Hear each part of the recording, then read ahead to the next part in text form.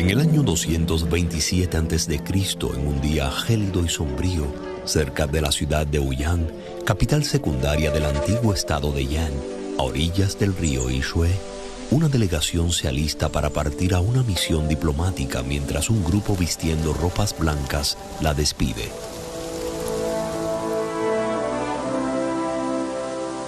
Cruzando el río Yixue rumbo sur, pronto dejan atrás el territorio de Yan. Gao Jianli, quien acompaña a la comitiva, toca su instrumento musical, el chu, mientras el emisario Jin Ke, en su camino al reino de Qin, canta a pleno pulmón. El viento sopla, el Yixue está helado, el valiente se marcha para no volver.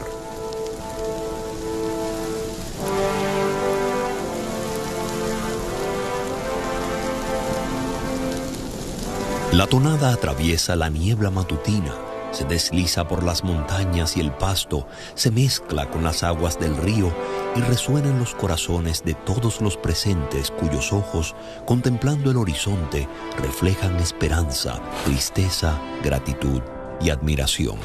Finalmente todos, junto con Jin Ke, fijan la mirada en un punto.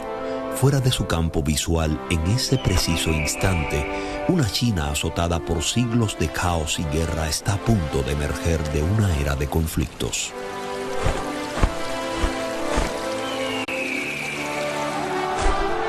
Jin Ke está consciente de que este viaje a Qin para asesinar al rey es un sendero sin retorno. Con la despedida su suerte estará echada y el grito de lucha se convertirá en un himno de unidad. Tras adentrarse en la guarida del tigre y el palacio del dragón, nuestro héroe exhala hacia el cielo y emana un arco iris blanco.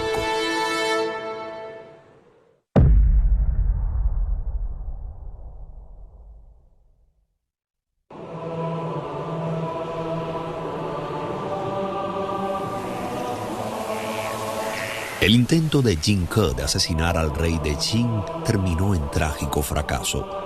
Cuando la noticia de su muerte llegó al reino de Yan, el príncipe Dan, quien se negaba a sucumbir al destino, ya no tuvo tiempo para llorar.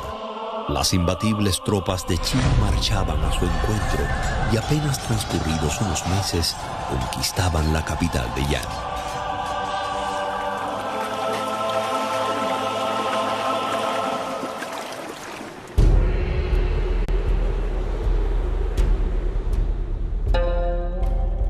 El propio Gao Jianli, quien antes tocaba su instrumento a orillas del Yixue, era capturado y llevado ante Qin. El rey, ahora convertido en emperador tras su ascenso al trono, admiraba el talento musical de Gao, pero temía que éste pudiera vengar la muerte de Jin Ke, por lo que ordenó cegarlo. A pesar de su sufrimiento, Gao no sucumbió a la desesperación. Determinado a matar al monarca, ocultó una dosis de plomo en su chu para acometer el magnicidio durante una de sus actuaciones. El momento llegó y cuando el emperador estaba absorto deleitándose con la música, Gao Jianli aprovechó la oportunidad, se irguió y lo golpeó con su instrumento.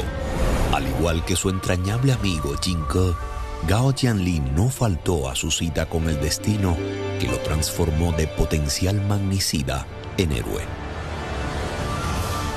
Los valientes perecen por un ideal.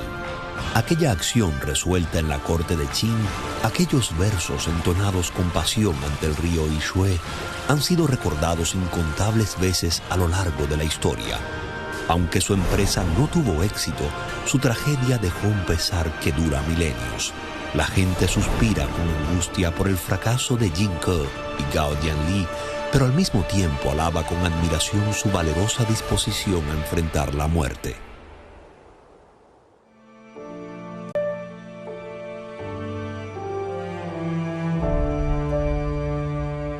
Canto heroico y trágico es una expresión que apareció por primera vez en los escritos de Sima Qian, historiador de la dinastía Han Occidental, para describir el estilo musical del estado Chongshan. Chongshan, un estado que surgió entre Yan y Chao, desarrolló una tradición musical única, armonías profundas y vastas, elevadas y conmovedoras. En sus melodías indomables resonaban tanto el amor por la vida como la esperanza en el futuro.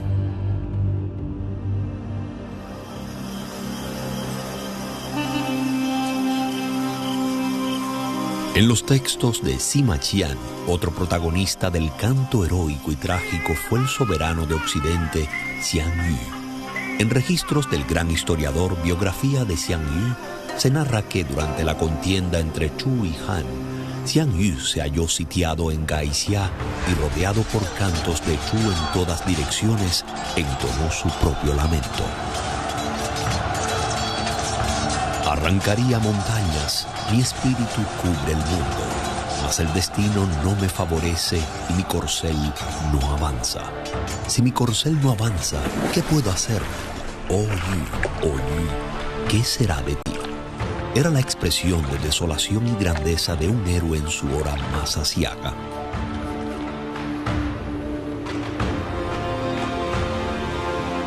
La compleja situación de Xiang Yu, sin embargo, ya la habían experimentado décadas atrás los antiguos territorios vecinos de Zhongshan, Yan al norte y Chao al sur. A comienzos del período de las primaveras y otoños, existían más de 140 estados feudales que se disputaban el territorio mediante constantes guerras de anexión. Con el tiempo sobrevivieron apenas unos 20, y tras más de 200 conflictos de diversas magnitudes, en el ocaso de los estados combatientes quedaron únicamente 7 grandes potencias, entre ellas Yan y Chao. A lo largo de los siglos, la coexistencia de estos estados no fue en absoluto pacífica.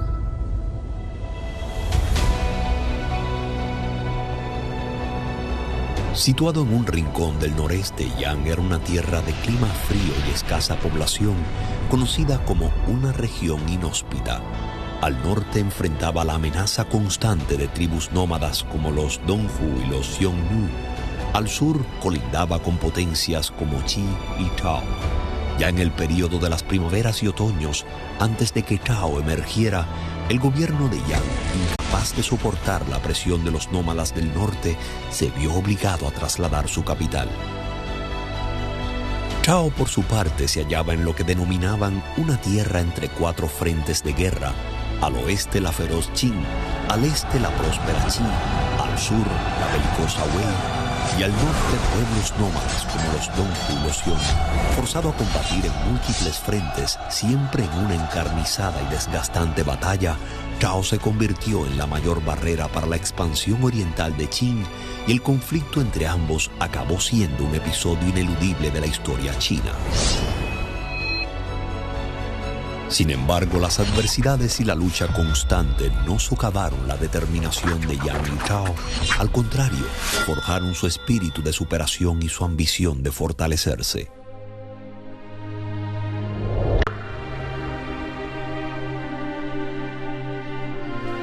El diccionario Shuowenjiezi de Su Zhen define heroico como un guerrero que no logra sus aspiraciones, y canto lastimero como una voz de tristeza y grandeza.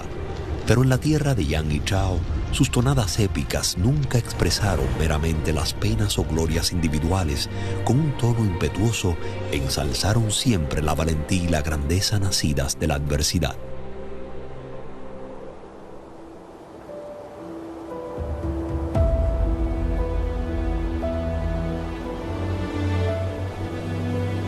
El rey Chao de Yan fue un monarca sabio, elogiado por poetas y eruditos por su generosidad al acoger a hombres talentosos. Cuando ascendió al trono, su reino se encontraba en una crisis extrema. Enemigos poderosos lo hostigaban en las fronteras, la capital había caído y su predecesor había sido asesinado por el estado de Qi. Recordando las humillaciones pasadas, gobernó con diligencia y determinación. Construyó la ciudad de Guyang como la segunda capital de Yan, promovió la metalurgia para mejorar el armamento y entrenó a sus tropas. Erigió la famosa plataforma dorada para atraer a sabios y estrategas y demostró su aprecio por el talento. Pronto su reino, antes vulnerable, comenzó a cimentar su poder.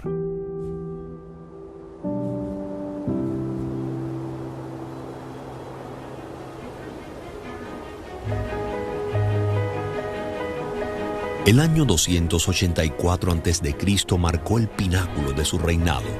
Con entusiasmo el rey Chao escalaba la plataforma dorada para debatir sobre los asuntos del mundo con sabios de todas partes. En su tiempo libre recorría Huyan, inspeccionando las tropas equipadas con novedosas armas de hierro y observando a los campesinos utilizar herramientas agrícolas mejoradas. En ocasiones también viajaba hasta el paso de Sillín para supervisar la construcción de la Gran Muralla. Transcurridos 28 años desde que asumiera el gobierno, Yan se había fortalecido militar y económicamente, convirtiéndose en un reino próspero y estable.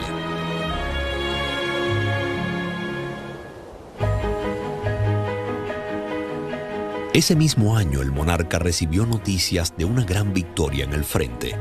A comienzos del calendario había persuadido a los estados de Chao, Wei, Qin, Chu y Han de formar una alianza contra Qi. Tenía la certeza de que esta campaña terminaría en éxito, pero jamás imaginó que la victoria sería tan expedita y de tal magnitud. Yan, un estado modesto, había logrado derrotar a una potencia con 10.000 carros de guerra y arrebatarle los frutos de 800 años de progreso, conquistando más de 70 ciudades de Qi. Fue una hazaña sin precedentes desde la era de los 5 hegemones, dejando atónito al mundo. Mientras Yan alcanzaba su máximo esplendor, al otro lado del río Yixue, su vecino Chao prosperaba bajo el liderazgo de un soberano excepcional, el rey Ulin de Chao, gestor de grandes reformas y campañas de expansión. El estado de Chao había sido profundamente influenciado por la cultura ritualista de la llanura central. Desde que el marqués Jin trasladó su capital a Handan, el reino se vio rodeado de enemigos poderosos.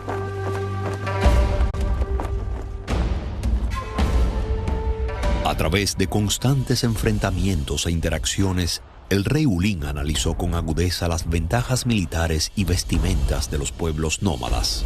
Los guerreros de las estepas, con sus túnicas de mangas cortas y ceñidas, montaban a caballo con arco en mano, y su movilidad superaba ampliamente a los carros de guerra y las lanzas largas del ejército chino tradicional. Fue así como en el 19º año de su reinado, Ulin tomó una decisión audaz: adoptar las vestimentas nómadas y promover el entrenamiento en equitación y tiro con arco. Así nació la famosa reforma de la vestimenta y caballería, o Wufu Shice, un hito en la historia militar de Chao.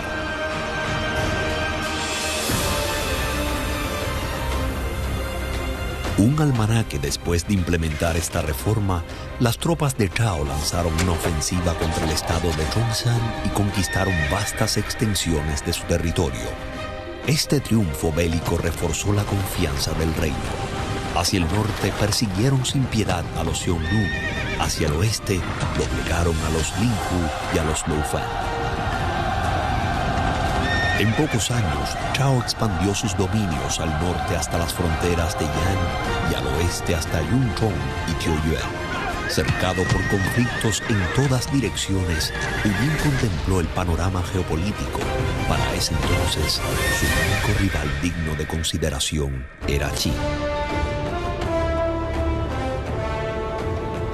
El rey Chao de Yan, con su política de acogida a sabios, y el rey Ulin de Chao, con su reforma militar, guiaron a sus pueblos a alcanzar nuevas cotas con un profundo sentido de responsabilidad y una constante preocupación por la supervivencia del reino. Mientras tanto, los guerreros y caballeros de Yan y Chao, con su valentía y su código de honor, escribieron páginas memorables de heroísmo y lealtad.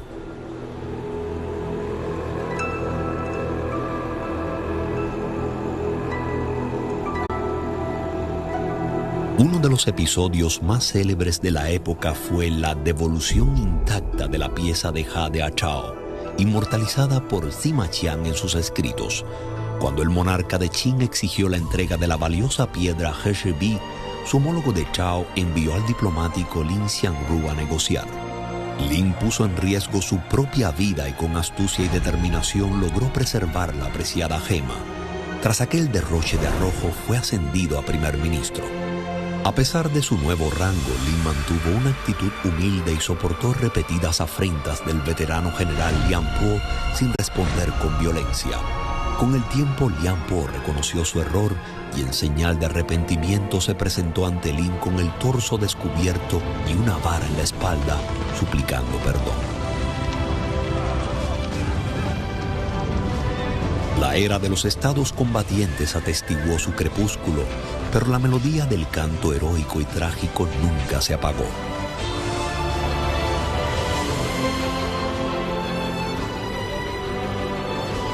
En la tierra de Yan y Chao, esta tradición forjó un carácter inquebrantable que heredaron futuras generaciones. Cual raudal incesante, continuó inspirando justicia y valentía a través de los tiempos.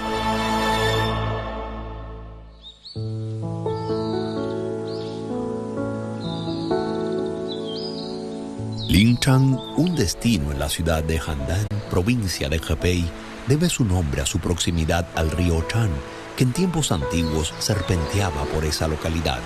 Otrora afluente del sistema del río Amarillo, el Chan compartía su naturaleza impredecible, cambiaba de curso sin patrón fijo con un carácter indómito. A finales de la dinastía Han Oriental, el destino del río Chan quedó sellado al cruzarse en el camino de un protagonista de la época, Cao Cao, quien convirtió a Ye Chen en su bastión.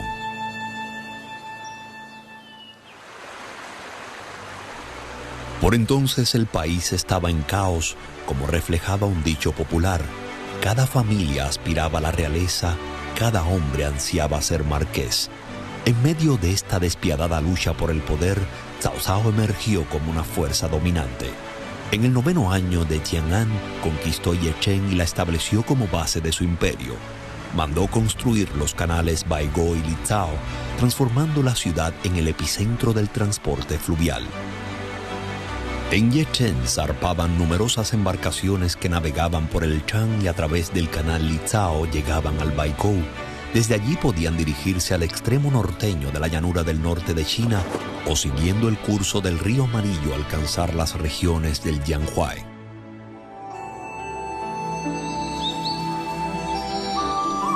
A orillas del río Chan, Cao Cao ordenó la construcción de varios jardines y palacios, de los cuales el más famoso fue el complejo de las 3 terrazas al noroeste de Ye Chen, la terraza del gorrión de bronce en el centro, la terraza del fénix dorado en el sur y la terraza del pozo helado en el norte, todas conectadas por puentes flotantes.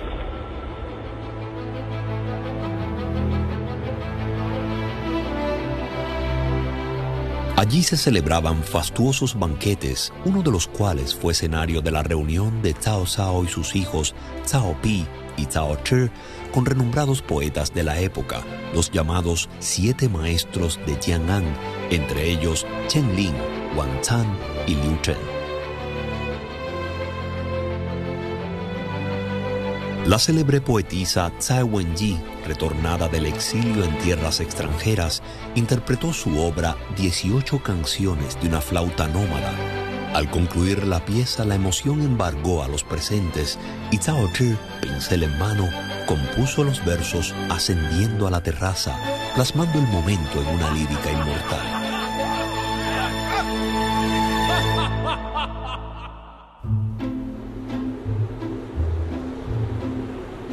Reuniones literarias como aquella se repetían con frecuencia en la terraza del gorrión de bronce.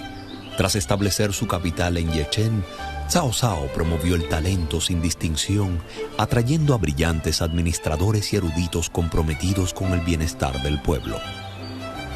Las 3 terrazas y el jardín occidental junto al pabellón Wenchan se convirtieron en los principales escenarios de aquellas tertulias intelectuales donde los 3 Cao y los 7 maestros de Tian'an entonaban sus versos entre copas, inaugurando la tradición de los encuentros literarios en la historia de China.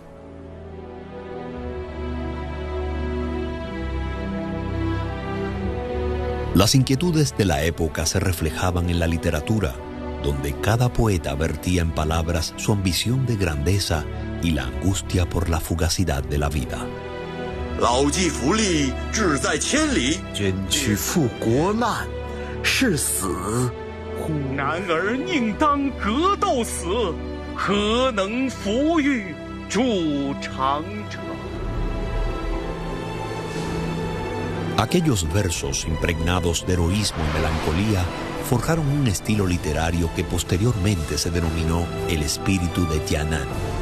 Este carácter vigoroso y apasionado surgió no solo del caos político y la incertidumbre de la época, sino también de la influencia del entorno cultural que moldeó la personalidad y el temperamento de sus eruditos. La historia define la cultura y en cada huella se encuentra su rastro.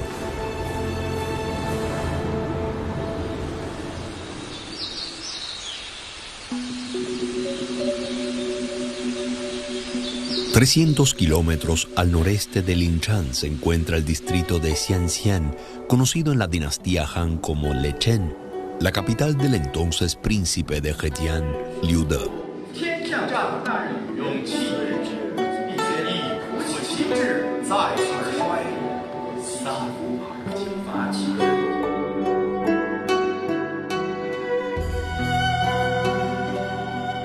Lechen, un centro cultural vibrante, albergaba la prestigiosa academia del Palacio Rihua, donde los eruditos debatían sobre poesía y clásicos confucianos.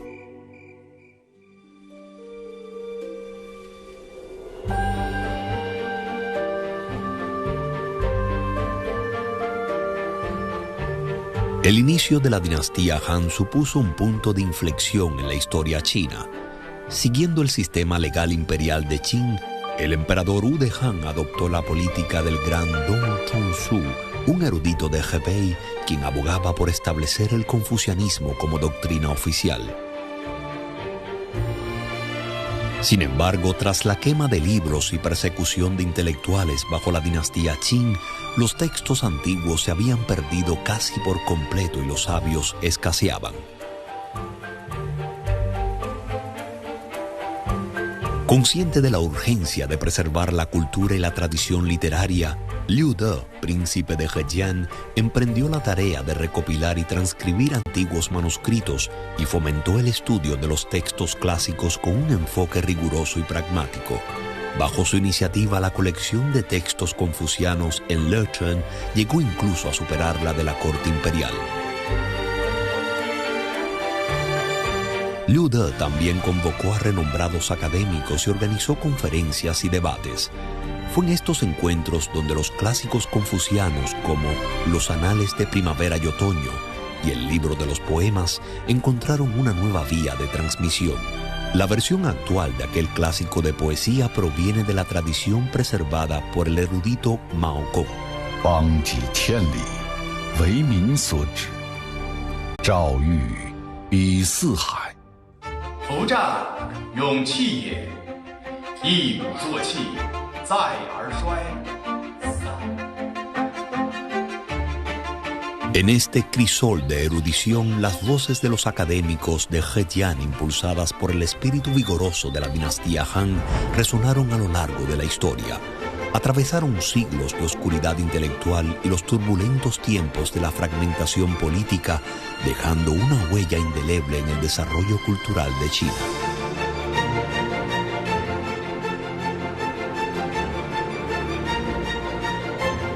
Un siglo después, los literatos de Yechen heredaron el espíritu cultural de sus predecesores. Alzaban la voz por el mundo y hablaban en nombre del pueblo. La crudeza del norte y la desolación de la época se entrelazaban en su espíritu y afloraban en sus versos. Anhelaban una era próspera, fuerte y unificada. Soñaban con emular a los héroes de antaño, forjando hazañas para salvar un tiempo sombrío.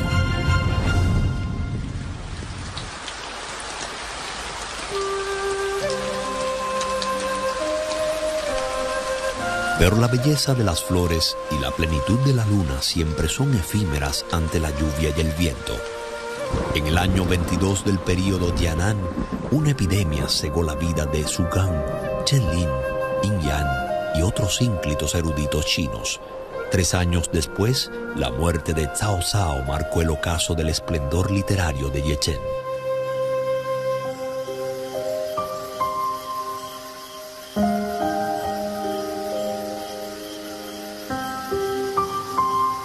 3 décadas de literatura Yan'an representaron apenas un destello en los 3000 años de la literatura china.